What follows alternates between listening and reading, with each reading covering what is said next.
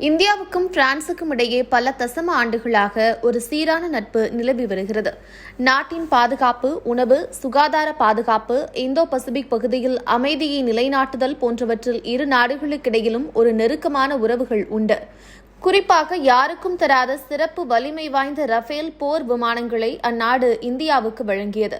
அதேபோல ஆழ்கடலில் இருந்து போர் விமானங்களை பறக்கவிடும் அணுசக்தியுடன் இயங்கும் நீர்மூழ்கி கப்பல்களை உருவாக்கும் திட்டத்தில் நம்முடன் ஒப்பந்தம் செய்துள்ளது. அதுவும் சொன்ன காலத்திற்குள் 36 விமானங்களையும் வழங்கியது மட்டுமல்லாமல் நமது இந்திய அரசின் மேக் இன் இந்தியா மற்றும் நம் ஆத்ம நிர்பார் கொள்கைகளையும் மதித்து வரும் காலத்தில் இதன் உற்பத்திகளை இந்திய மண்ணிலேயே இந்தியாவுடன் கைகோர்த்து உற்பத்தி செய்ய ஒப்புக்கொண்டுள்ள நாடாகும். நம்மை பொறுத்தவரை பிரான்ஸ் ஒரு இரண்டாவது ரஷ்யாவாக பார்க்கப்படுகிறது. இந்த சூழலில் பிரான்ஸ் நாட்டின் ஏர்பஸ் நிறுவனத்திடமிருந்து 250 விமானங்கள் வாங்க டாடாவின் ஏர் இந்தியா நிறுவனம் ஒப்பந்தம் செய்திருக்கிறது. இந்த நிகழ்ச்சியில் பிரதமர் நரேந்திர மோடி, பிரான்ஸ் அதிபர் இமானுவேல் மேக்ரான் ஆகியோர் காணொலி வாயிலாக கலந்து கொண்டனர். பொதுத்துறை நிறுவனமாக செயல்பட்டு வந்த ஏர் இந்தியா நிறுவனத்தை சென்ற 2022ஆம் ஆண்டு டாடா குழுமம் வாங்கியது. இதனைத் தொடர்ந்து ஏர் இந்தியாவின் செயல்பாட்டை மேம்படுத்தி வரும் டாடா குழுமம் ஏர்பஸ் நிறுவனத்திடமிருந்து 250 விமானங்களை வாங்க உள்ளது. இதற்கான ஒப்பந்தம் நேற்று செவ்வாய்க்கிழமை கையெழுத்தானது. இந்த ஒப்பந்தத்தை முக்கிய நிகழ்வு என்றும் இந்தியாவிற்கு இது ஒரு மகிழ்ச்சி வாய்ந்த தருணம் என்றும் பிரதமர் நரேந்திர மோடி பாராட்டினார். அவர் பேசுகையில், முக்கியமான இந்த ஒப்பந்தத்தின் மூலம் இந்தியா பிரான்ஸ் இடையேயான கூட்டாண்மை வலுப்பெறும் என்றும் விமான தயாரிப்பு துறையில் இந்தியா முன்னேற்றம் அடையும் என்றும் தெரிவித்தார். இந்தியாவில் தயாரிப்பு மற்றும் உலகத்திற்கான தயாரிப்பு என்ற பார்வையின் கீழ் புதிய விமான பாகங்கள் தயாரிப்பு மூலம் இந்திய நிறுவனங்களுக்கு வாய்ப்பு கிடைக்கும் என்று பிரதமர், நாட்டின் சிறு பகுதிகளும் விமானங்கள் மூலம் இணைக்கப்படும் என்றார். கடந்த 8 ஆண்டுகளில் இந்தியாவில் விமான நிலையங்களின் எண்ணிக்கை 74 147 அதிகரித்துள்ளது.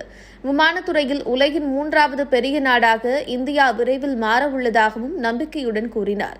விமான பராமரிப்பு, சரிபார்ப்பு செயல்பாடுகளுக்கான தளமாக இந்தியா உருவெடுத்து வருகிறது. தற்போது அனைத்து சர்வதேச விமான நிறுவனங்களும் இந்தியாவில் உள்ளன. மேக் இன் இந்தியா திட்டத்தின் கீழ் இந்தியாவில் விமான உற்பத்தியில் நிறைய வாய்ப்புகள் உள்ளன. உலக நாடுகள் இதனை பயன்படுத்திக் கொள்ள வேண்டும் என்றார். இதுகுறித்து டாடா நிறுவனம் தனது அறிக்கையில் கூறுகையில், ஏர் இந்தியா நிறுவனம் மாபெரும் மாற்றத்திற்குள்ளாகி வருகிறது. உலக தரத்திலான கட்டமைப்பை இங்கு உருவாக்கி வருகிறோம். ஏர் இந்தியா சேவையை விரிவுபடுத்த ஏர்பஸ் நிறுவனத்திடமிருந்து 40 அகன்ற விமானங்கள், 210 குறுகிய விமானங்களை வாங்க ஒப்பந்தம் கையெழுத்திட்டுள்ளோம். அகன்ற விமானங்கள் 16 மணி நேரத்திற்கும் மேற்பட்ட நீண்ட தூர பயணத்திற்கு பயன்படுத்தப்படுபவை என்றும் கூறியிருக்கிறது.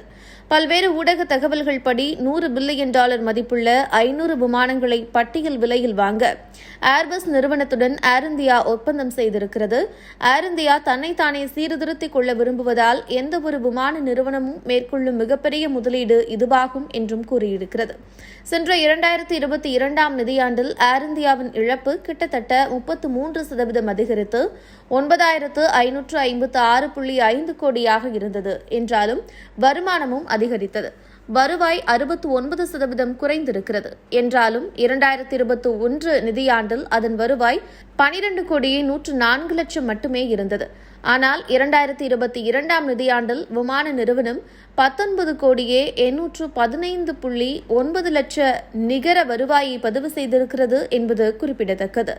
ஏர் இந்தியாவின் சமீபத்திய முடிவு தனது காலாவதியான முந்தைய விமான செயல்பாடுகளை நீக்கி அவற்றை மேம்படுத்தி வெளிநாடுகளிலும் டெல்லி மற்றும் மும்பை போன்ற நகரங்களிலும் மீண்டும் முன்பு போல ஆதிக்கம் செலுத்தும் நடவடிக்கைகளை எடுத்திருக்கிறது.